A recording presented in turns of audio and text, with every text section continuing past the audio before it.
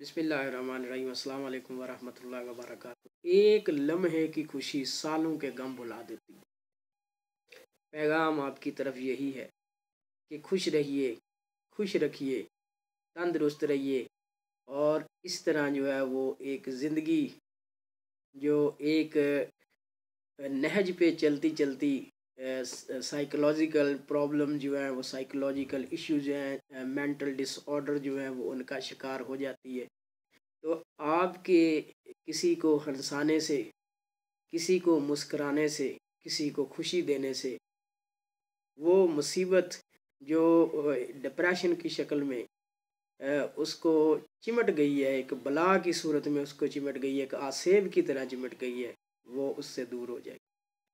तो कोशिश यही करें कि आप किसी को खुशी दें। बंदे तो पहले ही जो है ना बहुत बहुत सारे मसाइब का शिकार हैं, बहुत सारे गमों का शिकार है, परेशानियों का शिकार है। तो मज़ीद उनकी परेशानियों में इजाफा ना करें। यही समझे कि जैसे एक खुशी जो है वो एक लम्हे के लिए आती है, वो सालों के गम भुला देती है।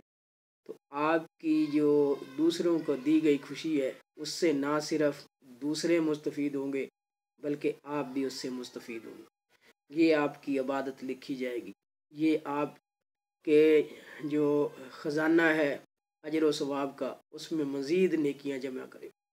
अगर आपकी वजह से कोई बंदा खुश हो जाता है तो मैं कहता हूँ कि इससे बड़ी जो है उसकी इबादत कोई नहीं। अगर आपकी वजह से कोई बंदा नाराज़ होता है या उसकी दिल आज़ारी होती है तो फिर इससे बड़ा गुनाह कोई नहीं है।